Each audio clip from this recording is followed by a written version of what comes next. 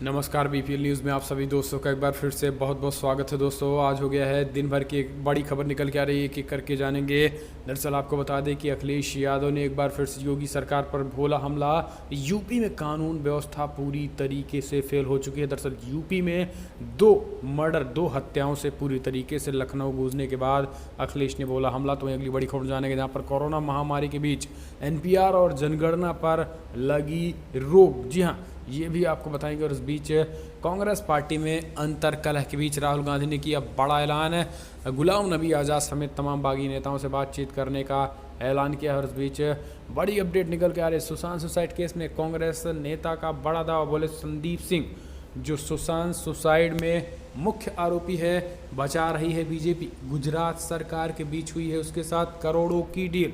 जी हाँ, जानेंगे आखिर कैसे सीबीआई को लेकर फंसती नजर आ रही है बीजेपी। तो वहीं बिहार चुनाव में बीजेपी सांसदों ने जेडीयू पर बोला हमला। वहीं जेडीयू और बीजेपी में टकराहट बढ़ती जा रही है, आपस में ही फूट मचती नजर आ रही है बिहार में। तो साक्षी महाराज पहुंचे झारखंड में तो सरकार ने कर दिया क्वारंटीन। जी हाँ, भड़क गई बीजेपी, ये भी बताएंगे। सब कुछ खबर जानेंगे, लेकिन उससे पहले एक छोटा सा निवेदन, अगर आपने चैनल को अभी तक सब्सक्राइब नहीं किया तो चैनल को सब्सक्राइब करें। और पल पल की अपडेट के लिए आप लाइक करके इस वीडियो को ज़्यादा से ज़्यादा शेयर कीजिएगा। दरअसल पहली बड़ी अपडेट निकल के आ रही है। यूपी में कानून व्यवस्था पूरी तरीके से फेल हुई है। अखिलेश यादव ने बोला योगी सरकार पर हमला। बोले आंख पर पट्टी और कान में रुई लगाकर बैठी है योगी सरकार। दरअसल यूपी की राजधानी में शनिवार को हुए दोहरे हत्याकांड पर समाजवादी पार्टी ने प्रदेश की कानून व्यवस्था को लेकर यूपी सरकार को कटघरे में खड़ा किया।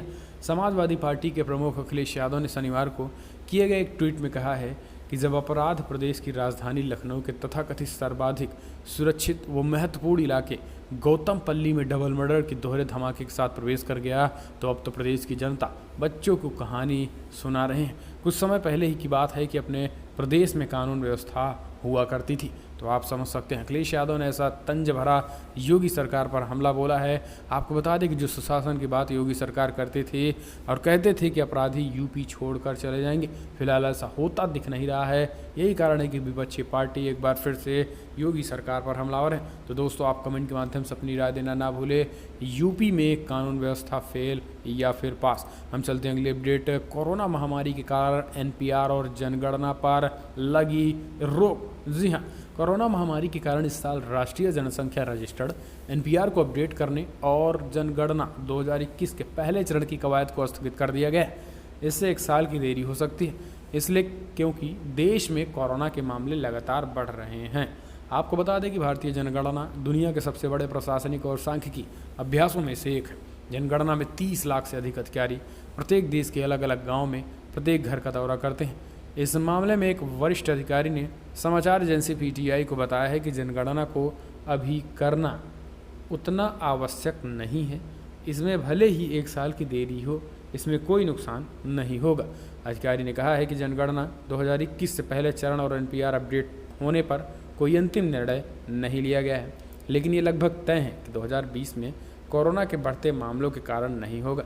आपको बता दें कि जनगणना के हाउस लिस्टिंग चरण और एनपीआर को अपडेट करने की कवायद को 1 अप्रैल से 30 सितंबर 2020 तक पूरे देश में लागू किया जाना था, लेकिन कोरोना के बढ़ते प्रकोप के कारण इसे फिलहाल स्थगित कर दिया गया है। हम चलते हैं अगले अपडेट लेते हैं। आपको बता दें कि कांग्रेस पार्टी में मची अंतर्कलह को लेकर राहुल गांधी ने किया ऐलान, जल्द कराएंगे चुनाव। जी हाँ, कांग्रेस में नेतृत्व को लेकर जारी घमासान के बीच राहुल गांधी कांग्रेस पार्टी के पूर्व अध्यक्ष ने गुलाम नबी आज़ाद से संगठन चुनाव को लेकर फ़ोन पर बात की है। बातचीत में राहुल गांधी ने आज़ाद को दिलासा दिलाया है कि चिंताओं का निपटारा किया जाएगा और जल्द ही पार्टी के नए अध्यक्ष का चुनाव भी किया जाएगा। कांग्रेस के सूत्रों का कहना है कि राहुल गांधी ने 6 महीने के भीतर संगठन में विभिन्न स्तरों पर चुनाव कराने का भरोसा आज़ाद को दिलाया है। कांग्रेस सूत्रों के मुताबिक राहुल गांधी ने आज़ाद से कहा है कि संगठन के अन्य चुनाव भी बहुत जल्द ही कराए जाएंगे। पार्टी में इन्हें लेकर कोई दुर्भावना नहीं है। राहुल ने कार्य समिति की बैठक में विवाद के बाद कपिल सिब्बल और आज़ाद से फ़ोन पर बातचीत की है। हम चलते हैं अगली अपडेट लेते हैं। आपको बता दें कि सुशांत सुसाइड केस में फंसती नजर आ रही है भारतीय जनता पार्टी। कांग्रेस पार्टी का बड़ा दावा। बोले संदीप सिंह जो ड्रग्स तस्कर है, जिसने सुशांत सिंह को ड्रग्स दिया, उसके बीजेपी से हैं बड़े लंबे डील। जी हाँ, दरअसल आपको बता दें कि सुशांत सुसाइड केस के मामले में महाराष्ट्र सरकार पहले ही दिन से निशाने पर रही है। सरकार पर बीजेपी के साथ ही अन्य राजनीतिक दल भी हमला कर रहे हैं, जबकि मामले की जांच सीबीआई को सौंप दी गई है।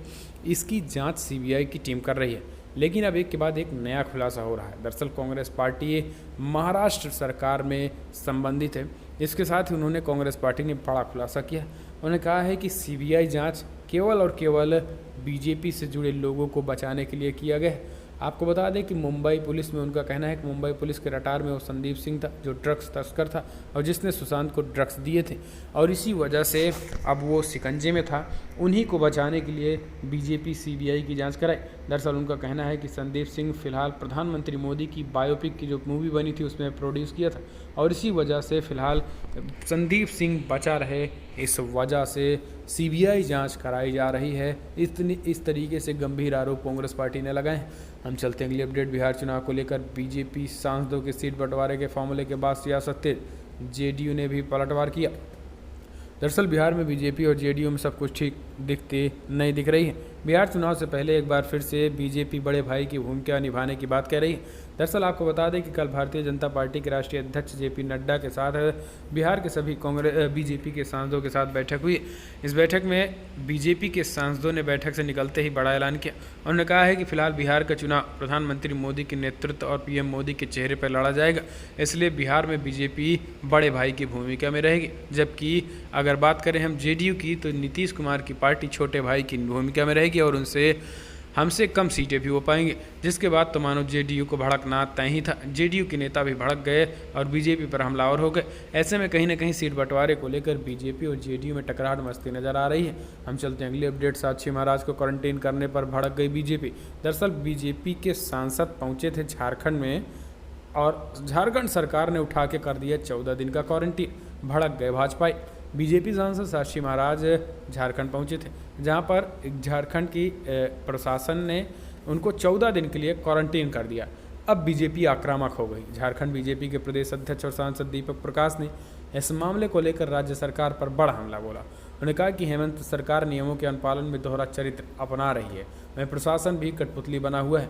दीपक प्रकाश ने कहा है कि कोरोना संकट के प्रारंभ से ही राज्य सरकार के इशारों पर पदाधिकारी चेहरा देखकर कार्रवाई कर रहे हैं, जबकि पदाधिकारियों के सामान्य नागरिक से लेकर वीआईपी, सत्ता पक्ष और विपक्ष सबके समय नियमानुसार में एक रूपता है। हम चलते हैं अगली अपडेट लेते हैं। आपको बता दें, फारूक अब्दुल्ला ने दिखाए तेवर, बोले हम किसी की कठपुतली नहीं है, मोदी सरकार पर बोला हमला। जम्मू कश्मीर में सब कुछ ठीक नहीं चल रहा है। इसका जीता जागता उदाहरण है कि अभी भी वहाँ पर आतंकवादी घटनाएं हो रही हैं। जो शांति बहाली की बात मोदी सरकार कहती है वो महज हवाई होती दिख रही है। यही कारण है कि एक बार फिर से वहाँ पर चुनावी सरगर्मियाँ तेज होती दिख रही है। लेकिन इस चुनावी की सरगर्मी में फारूक अब्दुल्ला की भी एंट्री हो गई। फारूक अब्दुल्ला ने कहा है कि जिस तरीके से मोदी सरकार आर्टिकल 370 खत्म की है, ये आवाज़ दबाने की कोशिश है। हम दिल्ली की गुलाम नहीं हैं, हम ना दिल्ली की बात को मानेंगे। जम्मू कश्मीर के लिए जीते हैं, जम्मू कश्मीर के लिए जीते रहेंगे। जम्मू कश्मीर की बात करते हैं और जम्मू कश्मीर के मुद्दे उठाते रहेंगे जब तक यहाँ पर शांति बहाली के साथ साथ ये आर्टिकल 370 को फिर से लागू नहीं किया जाता है। हम इस मुद्दे को लेकर उठाते रहेंगे। तो फारूक अब्दुल्ला ने फिर से 370 की बात कही। तो दोस्तों, बड़ी खबरों में इतना ही, लेकिन अगर आपको वीडियो पसंद आया तो लाइक करें, शेयर करें और कमेंट के माध्यम से आप अपनी राय देना ना भूलें कि यूपी की कानून व्यवस्था को लेकर कैसे देखते हैं और 2022 में यूपी में किसकी सरकार बनने वाली है। कमेंट के माध्यम से आप अपनी राय देना ना भूलें, मुख्यमंत्री अखिलेश या फिर योगी। कमेंट के माध्यम से अपनी राय दें। इस वीडियो में इतना ही। चैनल को सब्सक्राइब करना ना भूलें।